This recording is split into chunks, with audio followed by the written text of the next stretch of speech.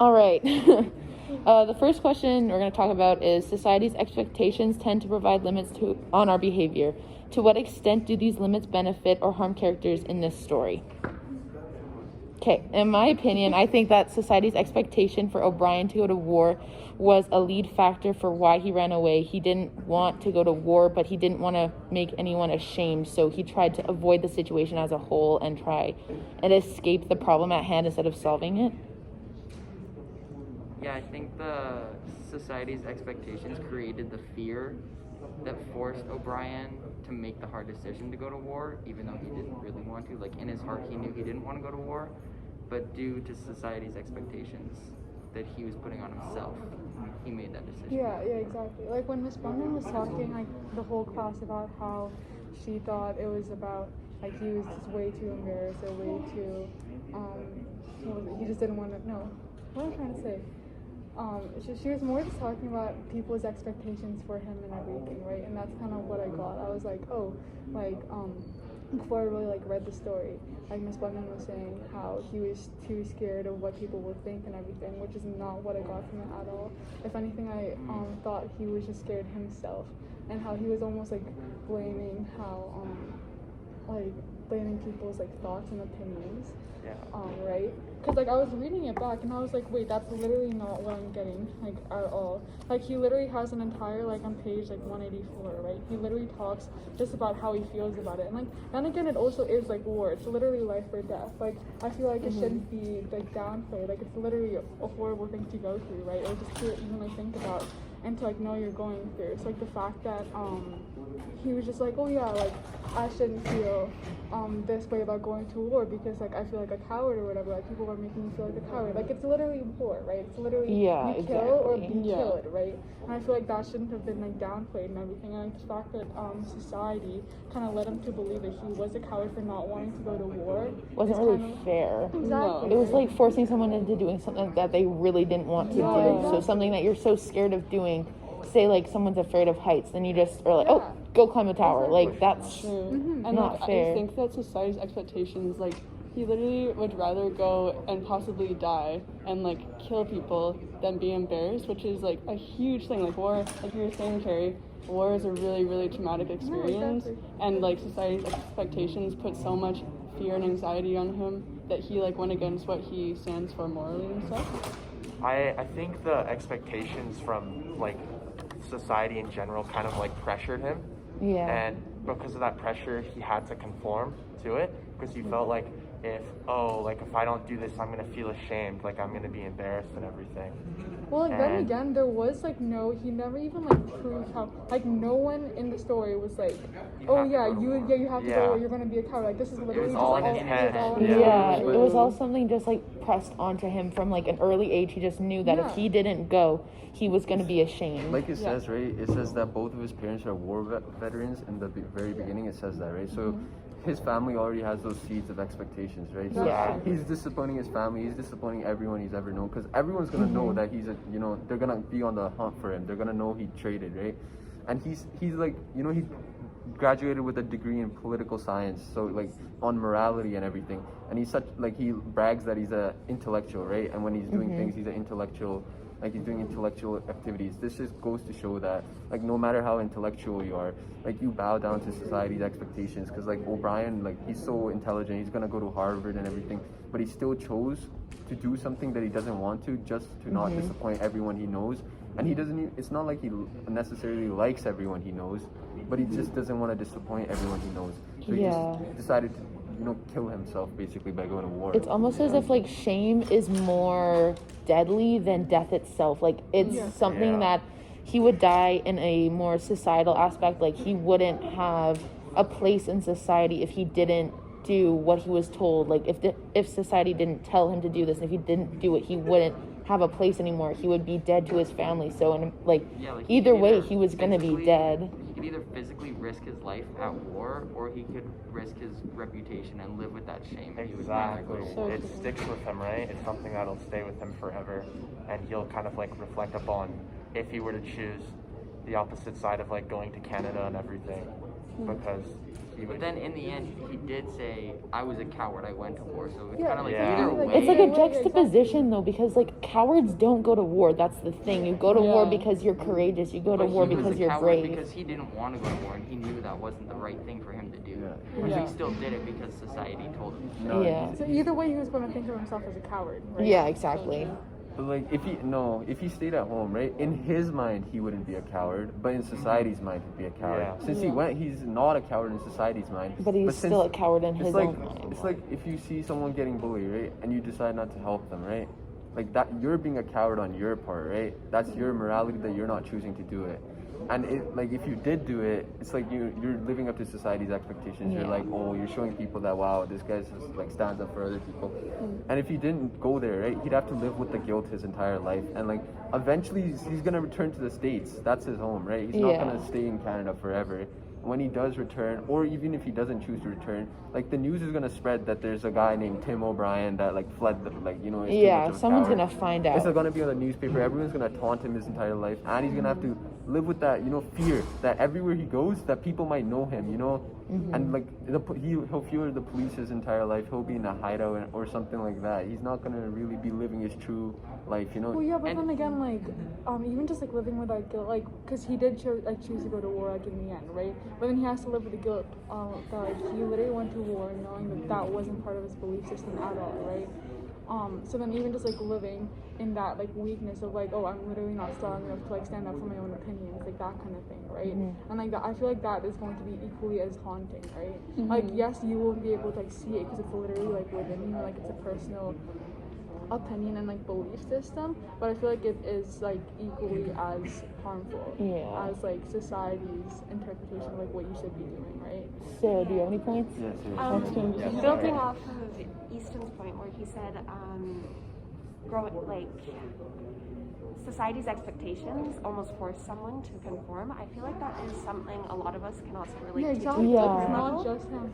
And in this case of Tim and being drafted into the war, I believe this was more to a greater extent in impacting his life, but being expected to serve your country is more so different than what we can relate to for conforming to society's expectations. But I also believe there were some benefits for him because he did also, in fleeing, like trying to flee, he also was able to find himself and realize what was important to himself, and underlying that was that it was important to him to not bring shame to his society and his peers and those who surrounded him. So he found deeper who he was, and perhaps maybe he wasn't as what you said earlier, he wasn't so much intellectually as great as he imagined, and that kind of humbled himself, and he realized, well, this is something I need to do.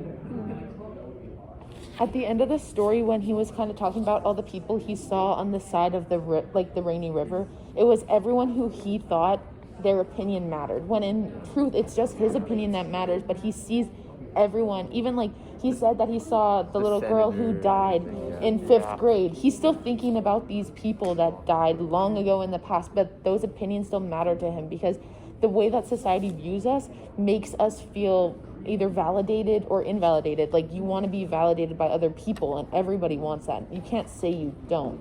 And the fact that he grew up in such a like conservative little town, him not wanting to go to war is such like a rare thing because all these people who are like a lot of conservatives like think war, guns, like you fight for your country, it's very patriotic, whereas like he was more of a liberal thinker, which kind of made him feel guilty for having a different opinion than everyone else, right? Yeah. And I feel like it benefited him in the way, right, that like now he won't have to go through embarrassment, right? Because that's Yeah. one of the questions, like limits and harms on the behavior of a person because of society's expectations. And I feel like it benefited him because like now he doesn't have to go through embarrassment. Yeah. But now he's gonna forever have to live with that guilt, right? And the trauma of going to war. And that's why, like, at the beginning, he's like, it took me 20 years to finally gather up the courage, save it. It took him 20 years to realize, that maybe it doesn't matter. You know, I think what I did back then was right for me, right? And I can finally come to accept that, like, it's too late to change anything. I should just move on. He finally, like, realizes that and decides to, like, you know, let go of the past by telling his story. Yeah. Building off Harry, I think it's definitely double-sided. Like, it benefited him in the sense of, like, society, like, not seeing him poorly and kind of, like, taking that in as, like, oh, he went to war, he stuck up for his country. But externally, that's hurting himself because he's seeing that as, like, oh, I didn't follow what I thought is true, and I went with something that I didn't agree with. Like, he didn't want anything to do with the war, but in the end, he still went and he fought for it. So he's going against his own beliefs and everything. No, like literally, he was gonna get hurt either way. Like if he didn't end up going to war, right? He would be like, he kind of, what's the word? He kind of just be like, oh well, I did what's right for me, right? And that's what I definitely do believe I should have done, like yada yada yada, right? And in that But then- sense, he's kind of limited. Like the fact that he couldn't share his opinion with anyone else because he would be deemed as wrong Yeah, or exactly. incorrect. Exactly. When Yeah, like, he had- all opinions have like their own, like they can be true. Yeah. He And had then- two sorry. kind of choices, like go to war, leave, and one that he wanted to do more, but he would have been like shamed forever. One he could have done for society, and he would have not been satisfied with that choice for himself. But that fear of society's expectations just boiled it down and just made him choose. Like he had to choose. Yeah. I feel 100% building off Nelson's just previous point and as well as Harry's points from earlier, that it almost boils down to the idea of existentialism, that we might not, our idea of what we might leave once we pass away won't be exactly what we think it is. And if he flees, he's not going to leave the idea of, oh, he's this hero that he talked about in the beginning of the story. And by going to war, although he may feel he was a coward, to others he may look like he wasn't, as he was brave and he stood up for his country, he fought and did what society wanted him to do. Building off Sarah's point of existentialism, you could also think of like the Rainy River as like a way to display existentialism with the unpredictability. You never know where the river is going to be rapid or hard. You don't know where in life things are going to be easy and smooth, like a little stream, but then all of a sudden it can turn into this raging, rapid like river in a matter of seconds. Like he was all peaceful and everything was fine, and then he got this draft notice and his world kind of just like exploded. It just kind of got harder and rougher. Yeah, I I 100% agree. Adding on to Cameron's statement, right, about existentialism, it's like, you know, you have to make a decision, right? There's like the existentialism point that you make your own decisions, no one makes them freedom for of you. choice. And he had the opportunity to make his decision, but he chose not to make a decision, right? He chose to be on the edge, right? He didn't know what to do. And so, like, you know, that Elroy guy, he guided him and he basically helped him make a decision for him, because if you don't make your decision, someone else will make it for you. And I think that really shows that point of existentialism in that part of the story where he goes on the edge of like the river. Well, you could even say that like the pig plant could also demonstrate existentialism as like you should have control, and he had control over what was going on, but he didn't have control over like what pig was dying, or like the fact that he was being treated like a pig. Like he was being sent off to this war that he like being sent to die, and he had no way of controlling it. Like he had no control over the situation whatsoever. It was like he had two choices, but really like he knew what he was going to do, and it was almost like he had freedom of choice, but no, it was a losing situation, and he knew what he was going to do. Like he was going to not stand up for himself and his own beliefs and just do what society wants him to do. He just didn't know how to comprehend that, though. He was overwhelmed by the fact that he knew that that's what he had to side with, but he didn't want to accept it, right? It's like a state of denial, and being in that state, it really like toyed with him, and that's why like the guy at the pawn shop definitely like helped him out with finding his decision and kind of like guided him. Like he left him be, and he kind of like respected his space and his thoughts, but he kind of like pushed him to one side. So What did you guys think about Elroy? Like, do you guys think he like symbolized anything, or? I mean, like I said yesterday in class, he's kind of like that archetype of like the wise leader who Yeah. guides the main character to what they need to hear. Almost like a god. Yeah, that's Yeah. what he says too. He is a godly And, figure. and he That's how literally sees showed up in like the exact moment that he like needed him the most and everything, right? Which is crazy to think No, about. yeah, like he's literally like a miracle. No. Yeah. So It's like that point of existentialism, right? Like he didn't have that plan, right?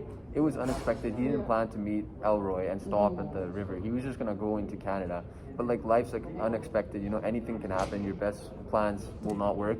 Like he had a plan to go to Harvard and everything. He's gonna be a lawyer, like because he has a political science degree, right? He's gonna be something highly intellectual, right? But none of that went to his plan, right? And like he had to go to war instead, and he didn't expect that. And that just shows that life's unexpected, like you know, unexpected, and your best plans may not come true, you know, or fall through. If anything, I was just more surprised that he almost felt like he could be himself in front of like Elroy instead of like his parents who like are war veterans, right? And it's like you'd think like if he even like talked to his parents, right? Maybe he did, right? Maybe he did and he just didn't put it in the story, maybe he switched up the story or whatever. But like you'd think that like he'd want to talk to his parents about it because like he's definitely not the only person who's ever felt this before, right? It's probably like these thoughts probably went through like every single person's like head, like if they're going to war or whatever, right? His parents have probably been like feeling these things. Like the fact that he was almost too proud to even talk to his parents about it, but then he was okay with like crying in front of like a complete stranger and everything, right? This kind of comes to show like who like the person he is because of like society and just like because of like all those expectations and everything, right? Or even just like the way that he was like raised. Like maybe he didn't feel comfortable going to his parents because like they kind of put these expectations on him, being like, oh yeah, like if stuff like this happens to you, like just know like you can't really come to us because like we have these expectations for you and we want you to like do these things like on your own, kind of that kind of thing. Does that make sense? Yeah. Okay. It does, yeah. No one was like saying anything. I was like, oh, maybe. Oh, Do you have anything to say? So also with Elroy, I also kind of saw him as a symbol for maybe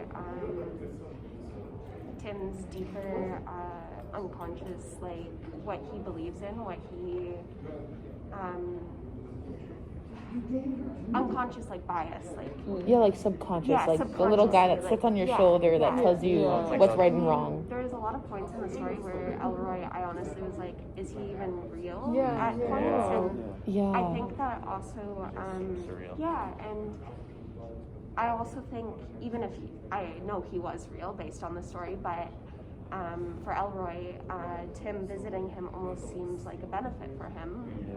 Because, I don't know, to me he seemed like some lonely man who's just looking for someone to offer his wisdom to, even if that was within the exchange of, like, silence, not even with words. He was able to give him some sort of knowledge.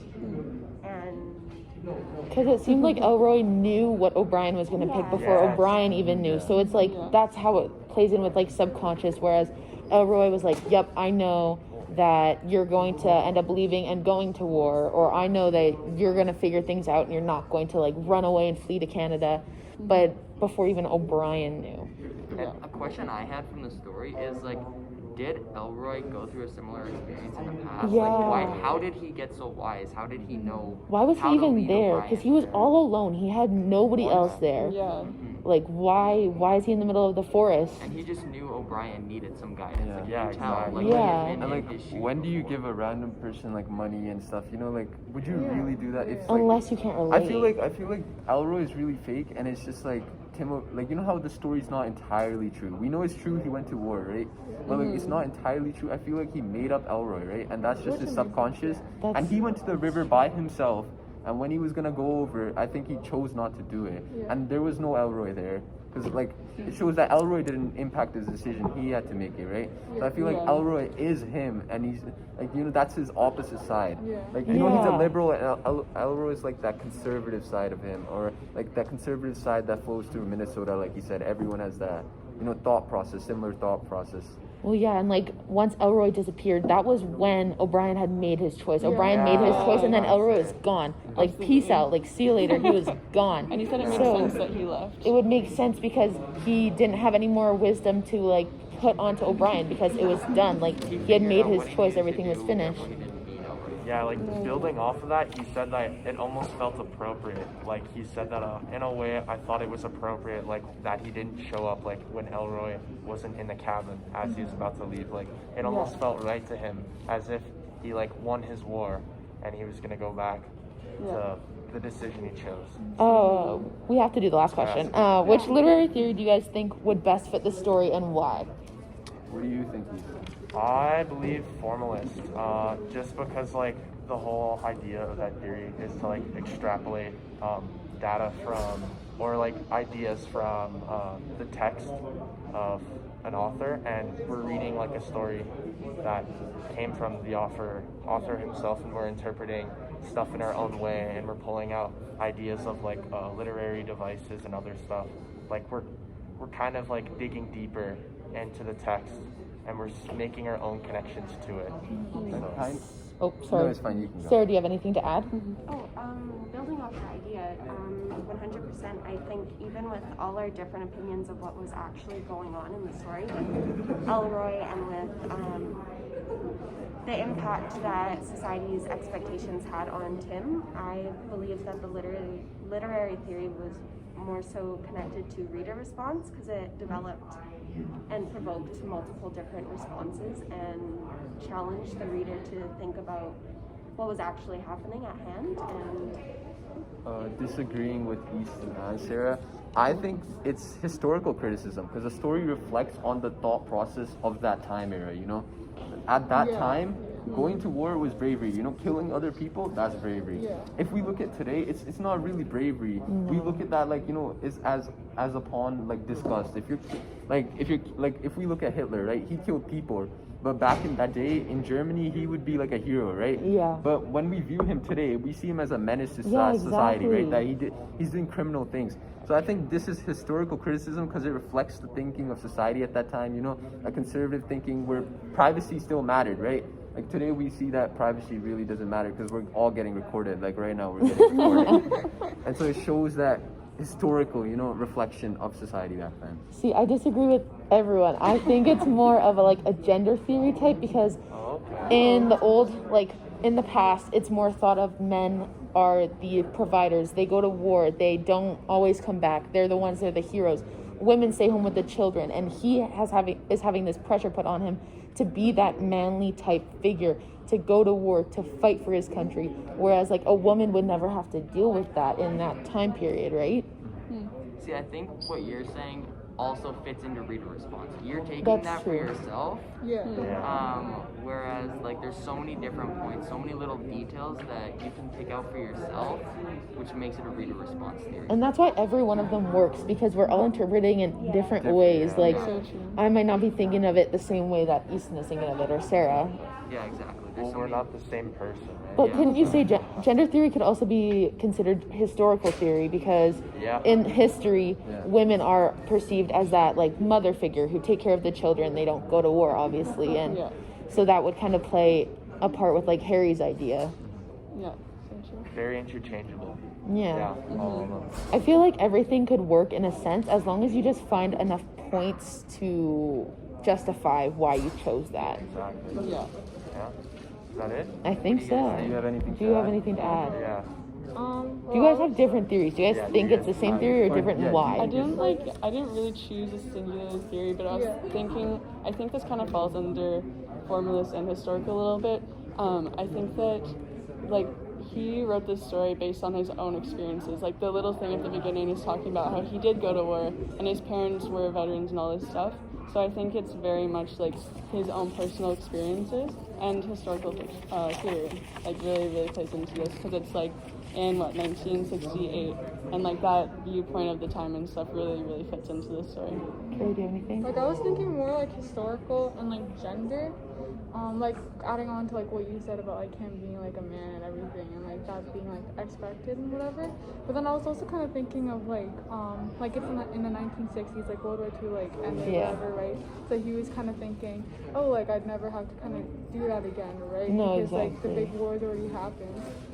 So even just like I was thinking of him like being like as a white man, like having that privilege and everything, right? And I was thinking that like Yeah. that aspect, like he as a white man, like literally at the top of like that chain, being like, oh, like I shouldn't have to go to war. Like I'm like not only am I going to Harvard or whatever, not only am I like super smart, but like I'm also like I'm like at the top of privilege. Like I shouldn't have to Yeah. be forced to like go to war and stuff. Like that's more of like Like for other people. yeah, for other people, right?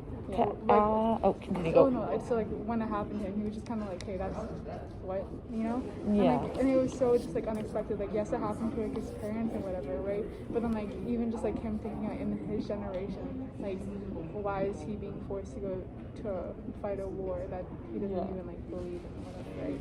Adding to Nelson's point of reader response theory, he often would ask questions about like what was happening. So he'd say, I want you to feel the wind coming off the river, the waves, the silence, the wooded frontier. He'd ask questions to the reader and try and like see how the reader would feel to try and provoke their own opinion on the story, which but could also make them feel how he's feeling. Yeah, He exactly, has to, a lot like, of different project. things relating to how he's feeling from the past. Asking those questions might inflict those feelings on the reader. yeah.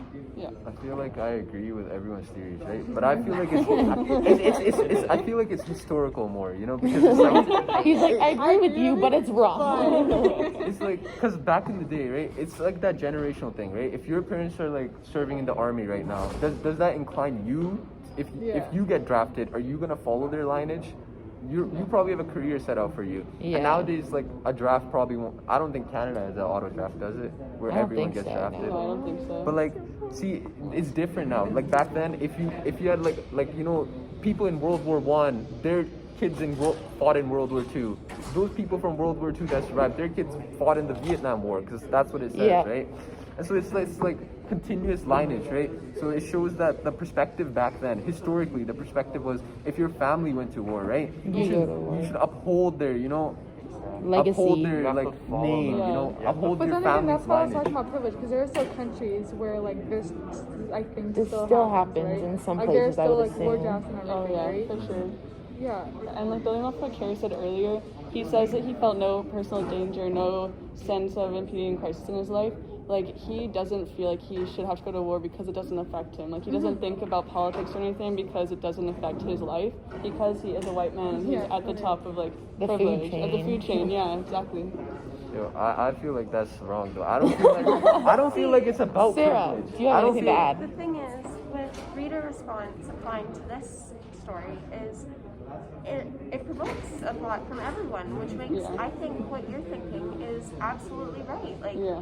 everything there makes sense, but also everything they're saying makes Yeah. sense. Yeah, So- so true. because that's all what you respond to the story, and Yeah. being able to connect to the narrator, being able to connect to Tim in how he asks you to feel how he's feeling are also another example of just your response, right? Because we're all going to respond to that differently. We either may question it, be like, okay, why is he thinking like this, or we might feel the exact same way. So true. Right, well, But I feel like I'm gonna disagree. I have an opinion, right? I have an opinion. But it's like Ultimate theory. I feel like it's not about privilege though. I know. If it was privilege, right? It doesn't say that like colored people were forced to go to war and white people weren't. Everyone was forced to go to war, right? It's not really privilege. If you have privilege, you would have the choice to go. Here we have to end okay, that. well, we have to end it now, but